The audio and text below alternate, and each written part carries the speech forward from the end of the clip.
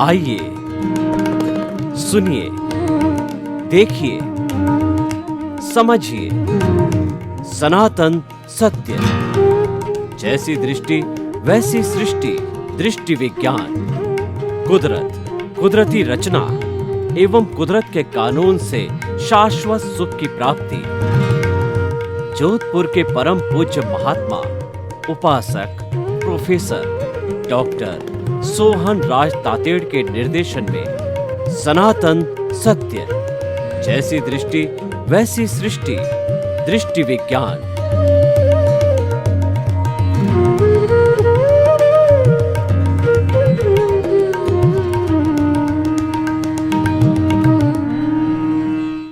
भाई और बहनों, मातृशक्ति को नमन। आज का बहुत सुंदर विषय है साथ लेकर चलने की कला। अब देखिए, ये बहुत बड़ा गुण है और जो सबको साथ लेकर के चलता है वो लोकप्रिय हो जाता है, सबका पूजनीय, वंदनीय और स्तुत्य हो जाता है। और लीडरशिप के अंदर तो गुण होना ही चाहिए।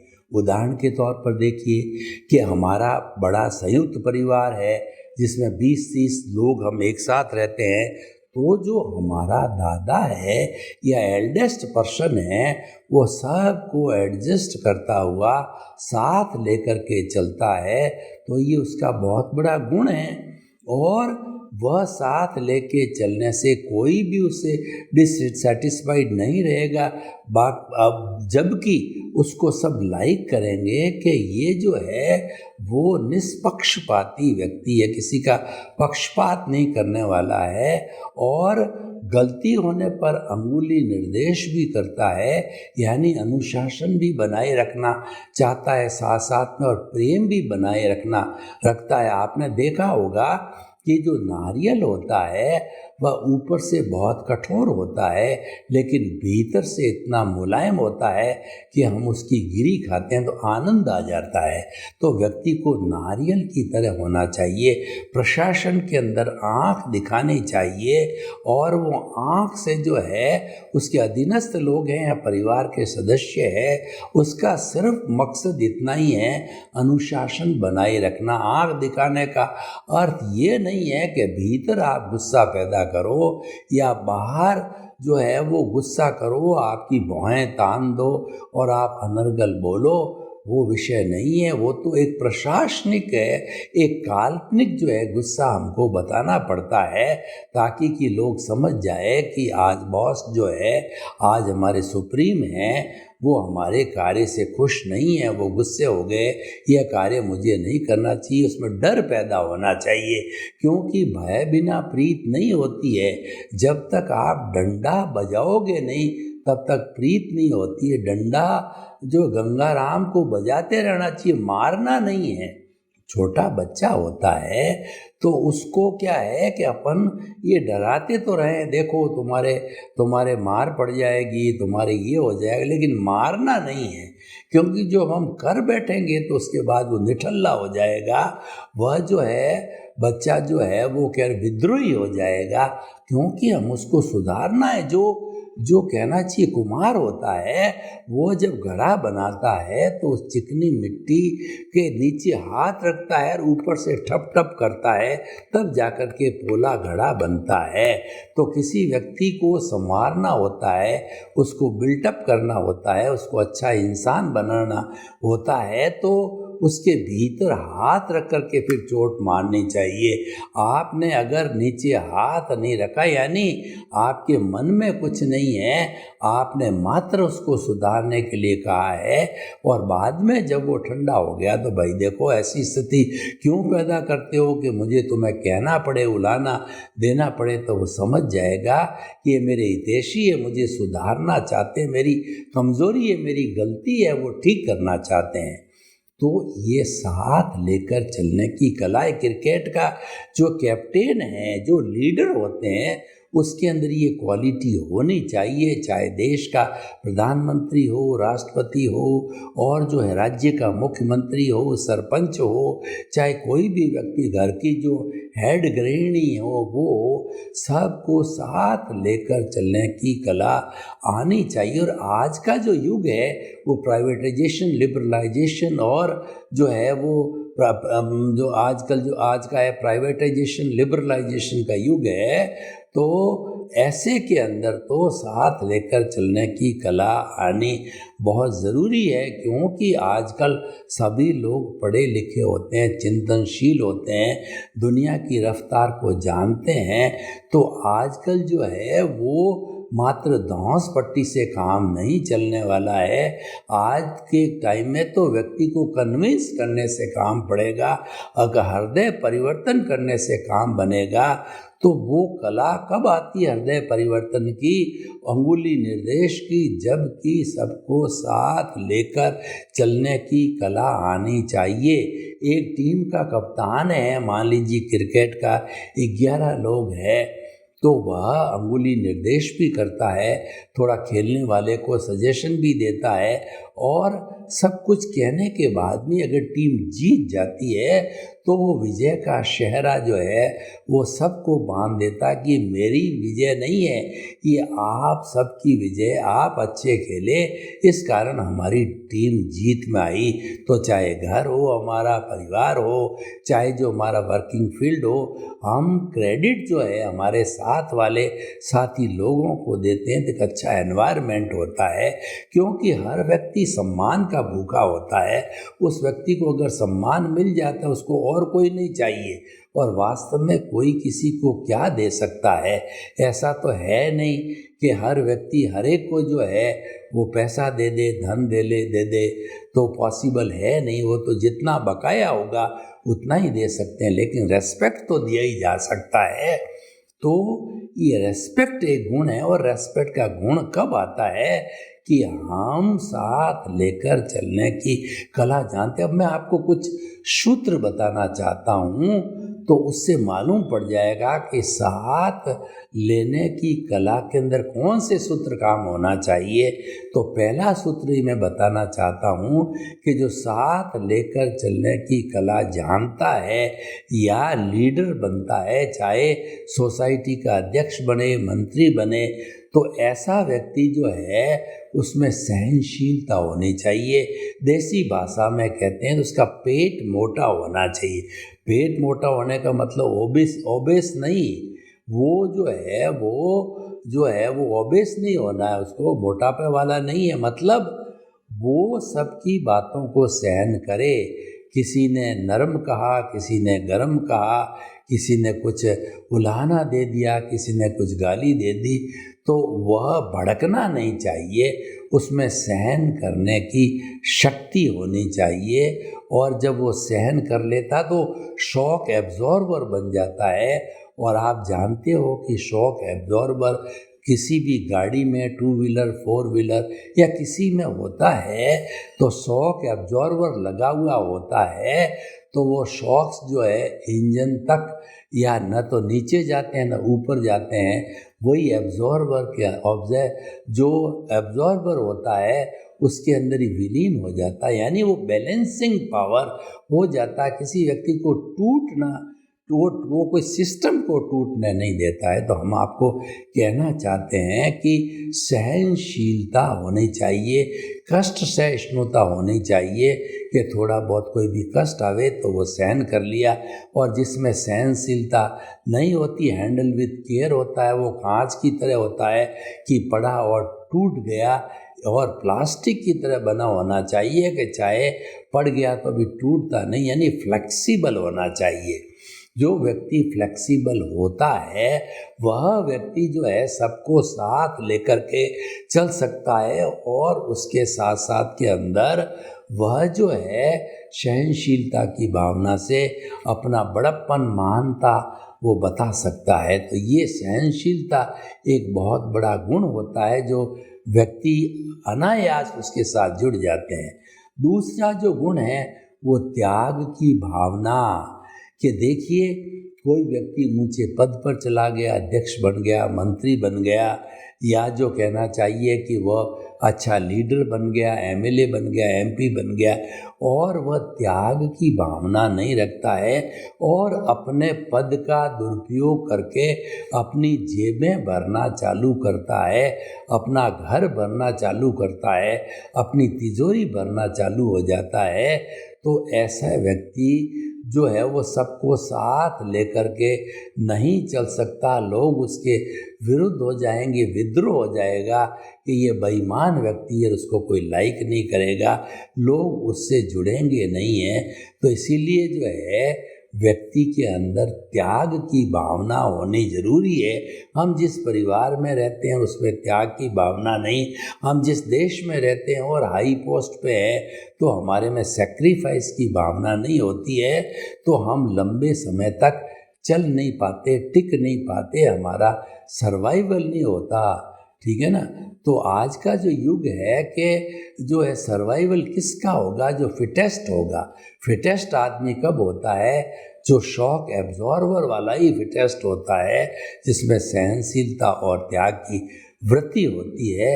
और जो एक सूत्र में आपको और बताना चाहता हूँ कि व्यक्ति निरंकारी होना चाहिए। जो जो जो लोगों के बीच में संबंध खराब करने वाला होता है वो अहंकार होता है, वो ईगो होता है, वो सुपीरियरिटी कॉम्प्लेक्स होता है। जिस व्यक्ति में आ जाता है वो अपने आप को बहुत बड़ा समझता है, अपने साथी लोगों को, चाहे परिवार के सदस्य है, देश के सदस्य है, राज्य के सदस्य है, गांव के सदस्य है, उनको कुछ नहीं समझता है और उनको चाहे जैसे अनर्गल बोलता है, यानी अपने आप को बड़ा बताता है और सामने वाले की सुनता नहीं। और जो है कुछ भी वो लोगों को साथ लेकर के नहीं चल सकता। आदमी समता भाव वाला है, निरंकारी है, तो वो हर एक की बात को सुनेगा और सुनकर के ये निर्णय निकालेगा कि इतने लोग जो इस बात के पक्ष में हैं, इसका मतलब ये बात सही है, तो गलत बात को वो छोड़ने की कोशिश करेगा। वो क्षीर नीर का न्याय करेगा। जो बुगला होता है, हंस होता है, वो उसके सामने क्या है कि जो है वो मोती और कंकर दोनों रख दिए जाते हैं, तो मोती मोती चुन लेता है, कंकर कंकर को छोड़ देता है। और उसके सामने अगर दूध मिश्रित पानी डाल दिया जाता है तो वह दूध को पी लेता और पानी को छोड़ देता है, यानी वो दूध का दूध और पानी का पानी वो न्याय करता है। तो ऐसा जो न्यायशील व्यक्ति होता है तो स्वतः ही सबका अनुकरणीय, वंदनीय, स्तुत्य बन जाता है, लोग उससे जुड़ जाते हैं और वो साथ लेके चलने की कला आ जाती। तो आज के युग के अंदर लीडरशिप में सबसे बड़ा गुण ये होना चाहिए। और देखिए ट्रेन जो है 20 डब्बों की होती है, अगर इंजन पावरफुल है तो 20 ही डब्बों को लेकर के अपने आप जो है हज़ारों किलोमीटर जा सकता है। और इंजन पावरफुल नहीं तो उन डब्बों को कौन खींचेगा। और पावरफुल कब होता है, उसमें शक्ति होती है। शक्ति का मतलब सबको साथ लेने का मतलब 20 डब्बों को साथ लेकर के चलने की शक्ति होती है उसके अंदर। तो इस तरीके से जो है देश की बात करें तो देश के हमारे बड़े बड़े एमएलए, हमारे एमपीज है, प्रधानमंत्री है और हमारे मंत्री लोग हैं, वो अगर अपने देश के लोगों की सेवा करे, देश के लोगों की कष्ट का निवारण करे, लोगों के बीच के अंदर रहे, तो वो लोग जो है वह जनता के प्रिय बन सकते हैं और वो हर बार इलेक्शन के अंदर जीतेंगे। क्योंकि प्रजातंत्र के अंदर लोग चाहते हैं कि जो एमएलए एमपी कौन बन के आए, जो हमारी कोई तकलीफ हो, एरिया वाइज तकलीफ हो, उसका सॉल्यूशन जो उसकी सुने पहले तो जनता की, फिर उसका सॉल्यूशन खुद निकाले या जनता से सॉल्यूशन समझे और फिर वो अपनी कैबिनेट में अपने इंजीनियर को, अपने एग्जीक्यूटिव को बनावे कि ये समस्या है और ये समाधान है। क्योंकि जिस एरिया के, जिस मोहल्ले के लोग होते हैं और उसमें एक प्रश्न एक व्यक्ति तो बायस हो जाता है, लेकिन ग्रुप जो बताएगा वो गलत नहीं बताएगा, वो तो सही सॉल्यूशन बताएगा। तो थोड़े समय के अंदर बड़ी समस्या का सॉल्यूशन निकल जाता है। तो ये जो है इगोस्टिक नहीं होना चाहिए, व्यक्ति इगोस्टिक नहीं होता है तो ये साथ लेकर चलने की कला का एक भाग बन जाता, एक गुण बन जाता है। और हर व्यक्ति को अभ्यास करना चाहिए कि जिस जिस क्षेत्र के अंदर वो है, जिन जिन लोगों के साथ है, तो उनका लीडर बनने का, उनको साथ लेकर के चलने की उसके अंदर आर्ट आनी चाहिए, क्योंकि आर्ट बहुत अच्छी है। और व्यक्ति कहीं न कहीं, चाहे छोटा ग्रुप हो बड़ा ग्रुप हो, तो व्यक्ति को लीडर बनने का चांस मिलता ही है। तो साथ लेकर के चलने की कला जो है बहुत अच्छी कला है और इस कला का अभ्यास करना चाहिए। कौन कौन से ऐसे सूत्र है जिससे ये कला आगे बढ़ती है, कौन कौन से ऐसे सूत्र है जो इस कला को जो है भंग करने वाले होते हैं, उन सूत्रों का अभ्यास नहीं करना चाहिए। जैसे कि व्यक्ति की भाषा, जो वाणी संयम नहीं होता है किसी व्यक्ति के अंदर, उल जुलूल बोल जाता है तो लोग उसके दुश्मन बन जाते हैं, उसकी प्रदर्शना करते हैं। हो सकता है कि वो बहुत बड़ी पावर में हो, कुर्सी पर और सामने नहीं करे, लेकिन पीठ पीछे वो अवश्य ही जो है उसकी निंदा करते हैं कि ये तो अपनी अपनी चलाता है, दूसरे किसी की सुनता ही नहीं, अपने आप को बॉस समझता है, अपने आप को तो राजा समझता है। तो लोग उससे धीरे धीरे नफरत करने लग जाते हैं, कट जाते हैं। और एक सबसे बड़ा अवगुण जो होता है क्रोध का, अगर किसी व्यक्ति में क्रोध का अवगुण है, क्रोध एक दावा नल की तरह है। दावा नल का एक छोटी सी चिंगारी जब वन के अंदर लग जाती है तो पूरे वन को वो जला डालती है। तो क्रोध एक ऐसी चिंगारी है, वो व्यक्ति को तो भस्मीभूत करती है, साथ साथ में जिस क्षेत्र के अंदर वो कार्य करता है या लीडर है, तो उसका प्रभाव उस पर अवश्य पड़ता है। क्योंकि थोथा गुस्सा करने से, ड्रामेटिक गुस्सा तो ठीक है, वो प्रशासन के योग्य है। ड्रामेटिक गुस्सा के अंदर व्यक्ति भीतर से जलता नहीं है, लेकिन एक्चुअली जब गुस्सा करता है तो भीतर से जलता भी है और जलाता भी है। ड्रामेटिक जो होता है वो मात्र काल्पनिक होता है और वो शिक्षा के लिए होता है, उसके नर्व सिस्टम पर, माइंड पे कोई इफेक्ट नहीं होता, क्योंकि वो जानता कि मैंने तो ड्रामा किया। और उस ड्रामा को लोग भी समझ जाते हैं कि ये जो मेरा लीडर है वो अभी मेरे गलत कार्य की वजह से जो है ये गुस्से हो गया, तो मेरा कुछ न कुछ अहित हो सकता है। तो वह डर करके और वैसा नहीं करने लग जाता है, वो उस बुराई को छोड़ देता है। तो इस तरीके से एक ऐसी सुंदर कला है, ये सीखनी चाहिए। मनुष्य जीवन के अंदर जब हम आए हैं तो साथ लेकर के चलने की कला अगर हम सीख जाएंगे तो हमारा बाह्य जगत है, व्यवहार जगत है, वो तो सुंदर बनता ही है। और जिसका व्यवहार जगत सुंदर होता है, निश्चित तौर पे मान के चलिए उसका भीतर का जगत भी सुंदर होगा, क्योंकि बाहर से भीतर जाता है, भीतर से बाहर आता है। ये साइकिल है, ये एक दूसरे को प्रभावित करती रहती है। तो हमें जो है अपने साथ साथ में भीतर और बाहर का सामंजस्य भी इस कला से हम बिठा सकते हैं।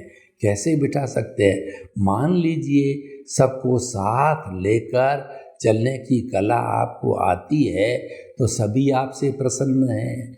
आपको महसूस होगा कि खामे मी सब जीवे सब्बे जीवा खमंतु में मिट्टी में सब भुएसु वेरंग मज्ज न खेर नहीं। आप भीतर ही भीतर स्मरण करने लग जाओगे कि मैं विश्व के समस्त जीवों को क्षमा करता हूँ, वे मुझे क्षमा करें, मेरा किसी से कोई दुश्मनी नहीं है, मेरा कोई दुश्मन नहीं है, सभी मेरे दोस्त हैं। जब इस तरीके की भावना भीतर और बाहर पैदा होती है तो बाहर ये भावना पैदा होने से लोग उनके साथ जुड़ते हैं। भीतर ये भावना पैदा होने से जो आपका अज्ञानता रूपी कार्बन शरीर, लिंग शरीर है, वो घटने लगता है। हमारे मनुष्य जीवन का भीतरी लक्ष्य यही है कि आपकी अज्ञानता को मिटाओ। अज्ञानता का त्याग सच्चा त्याग है। अगर कुछ चीज़ त्यागनी है, आप गृहस्थी हो, साधु हो, सन्यासी हो, किसी रूप में हो, किसी धर्म को मानने वाले हो और लिंग भाषा कुछ भी करने वाले हो, आपको कुछ भी नहीं त्यागना है, आपको अज्ञानता त्यागनी है। अज्ञानता क्या है कि मैं कौन हूँ और इस सृष्टि का संचालक कौन है। दो चीज़ों की अज्ञानता हमारे को संसार में भटकाती है। मैं कौन हूँ यानी आपको ये अस्तित्व ध्यान ही हम मान बैठते हैं कि मैं मन वचन काया रूपी सोहन राज तातेड़ हूँ, लेकिन ये भ्रांति है, ये रिलेटिव सत्य है, ये सनातन सत्य नहीं है। क्योंकि ये तो पिछले जन्म के कर्म के भुगतान के लिए मिला है। आप इसको अपना अस्तित्व कैसे मानिए, तो जड़ है, ये तो जला दिया जाएगा। इसका भुगतान पूरा होते, आयुष्य पूरा होते, यानी शाश्वत नहीं है। शाश्वत तत्व आत्मा अजर अमर अविनाशी हो। तो क्या निष्कर्ष निकला कि मैं मन वचन काया से मुक्त ऐसा शुद्ध आत्मा हूँ। और दूसरा जो सबसे बड़ा जो सूत्र ये है कि सृष्टि का संचालक कौन है। आप तो ये समझ बैठते हैं मन वचन काया को चलाने वाला मैं हूँ और मैं ही इसका क्रिएटर हूँ, ऑपरेटर हूँ, लेकिन वास्तव के अंदर इस संसार को चलाने वाली कुदरत है जो कि 6 तत्वों से बनी है। जड़ है, मोशन है, और दूसरा जो है गति सहायक है, स्थिति सहायक है, टाइम है, स्पेस है।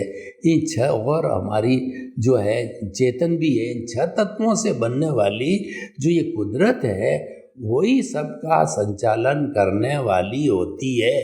तो ये हमारे अंदर एक बहुत बड़ा जो कहना चाहिए कि अज्ञान है।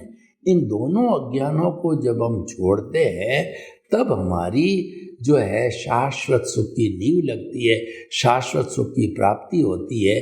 तो हमें हमेशा जो आज का हमारा विषय है कि साथ लेकर चलने की कला है, ये विषय जो है और कई चीज़ें उद्घाटित करता है। अगर एक गुण आ जाता है तो बहुत से गुण इसके साथ में मिल जाते हैं, क्योंकि साथ लेकर के जो व्यक्ति चलेगा तो निश्चित मानिए कि उसमें विनय का अंश जरूर होगा। और जिस व्यक्ति में विनय का गुण आ जाता है, समस्त गुण उस जगह इकट्ठे हो जाते हैं। गुड़ है तो सारी मक्खियाँ आकर के उस गुड़ पर बैठ जाती है, क्योंकि गुड़ जो है वह मीठा होता है और वो अच्छे स्वाद वाला होता है। जहाँ गुड़ होगा वहाँ मक्खियाँ अवश्य आएगी। तो इसीलिए जो है हम विनय का गुण पैदा करते हैं तो दूसरे गुण हमारे साथ में ऑटोमेटिकली आने लग जाते हैं। क्योंकि अगर अच्छा इंसान होगा तो लोग उससे जुड़ना चाहेंगे, क्योंकि वो सबको साथ लेकर चलने की कला जानता है। वह पक्षपात नहीं करता है और वो अन्याय नहीं करता है। उसके ब्लड के अंदर ये चीज़ नहीं है। वो किसी के साथ धोखाधड़ी नहीं करता है और समय की पाबंदी रखता है। वास्तव में वो ट्रू लीडर है।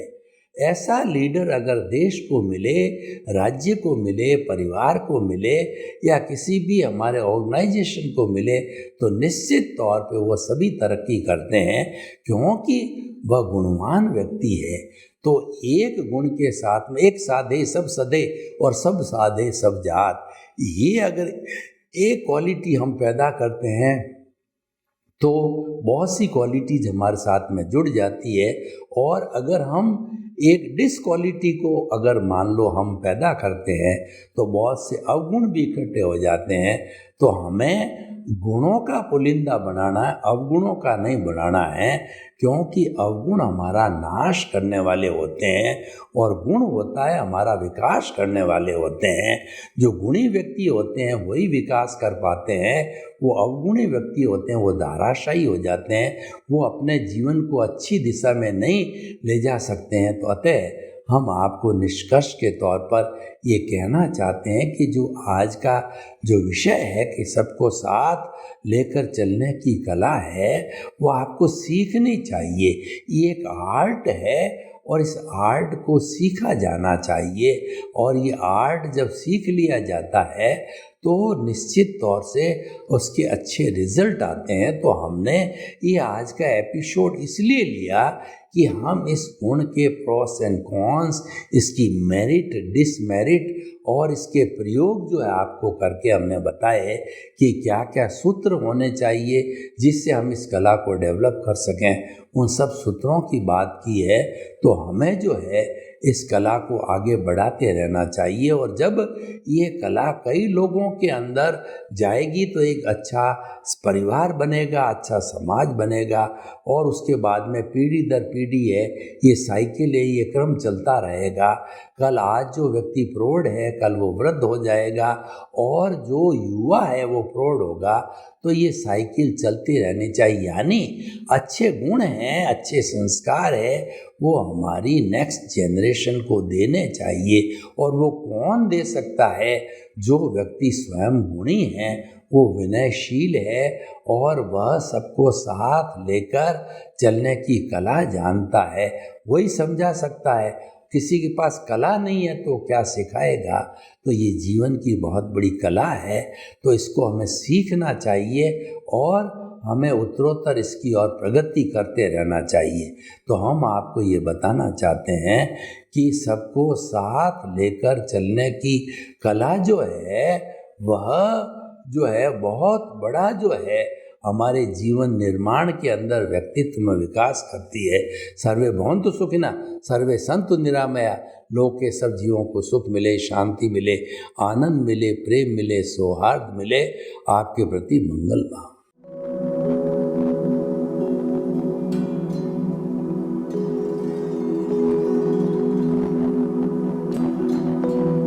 एक ऐसा अंतर्राष्ट्रीय ख्याति प्राप्त मानव जो गुरु प्रेरणा से पिछले 20 वर्षों से वानप्रस्थ जीवन जीते हुए 24 घंटे मानवता की सेवा में संलग्न है। एक ऐसा मानव जो अभी राष्ट्रीय, अंतर्राष्ट्रीय टीवी चैनलों पर 7,500 एपिसोड के माध्यम से सनातन सत्य, आत्मविज्ञान एवं पुनरुत्थान, व्यवहार एवं निश्चय जगत के जीवनोपयोगी विषयों पर हृदय स्पर्शी प्रवचन कर चुका है। उस मानव का नाम है महात्मा उपासक प्रोफेसर डॉक्टर सोहन राज तातेड़। प्रोफेसर तातेड़ द्वारा योग, दर्शन, शिक्षा विषयों पर रचित पीएचडी स्तर के 250 शोध ग्रंथ भारत के 100 प्रतिष्ठित विश्वविद्यालयों में शोधार्थी पढ़ रहे हैं तथा वे सभी शोध ग्रंथ वहां की सेंट्रल लाइब्रेरियों में उपलब्ध हैं। महात्मा सोहन राज ने अभी तक हजारों स्कूलों, कॉलेजों, विश्वविद्यालयों एवं संस्थाओं में सेमिनार, वर्कशॉप, कैंप लगाकर लाखों विद्यार्थियों को योग, दर्शन, शिक्षा का प्रशिक्षण देकर उन्हें सुसंस्कारित किया। डॉक्टर तातेड़ ने भारतीय संस्कृति उत्थान के 4000 से अधिक समसामयिक विषयों पर आर्टिकल लिखकर ऑनलाइन जर्नल, पत्रिकाओं, वेबसाइट्स पर प्रकाशित किया, जिसका उपयोग लाखों पाठक कर रहे हैं। उपासक तातेड़ के 5000 से अधिक आज का सुविचार, आज का शुभ संदेश, आज का मंगल भावना योग आदि चिंतन websites, Twitter, blogger, Facebook, YouTube माध्यमों से लाखों लोग अपना जीवन निर्माण कर रहे हैं। मानवता के मसीहा ऐसे महामानव महात्मा सोहन राज तातेड़ के प्रोफाइल को अभी तक विश्व के 20 लाख दर्शक यूट्यूब पर, 12 लाख गूगल पर एवं लाखों दर्शक फेसबुक, ब्लॉगर, ट्विटर और इंस्टाग्राम पर देख चुके हैं।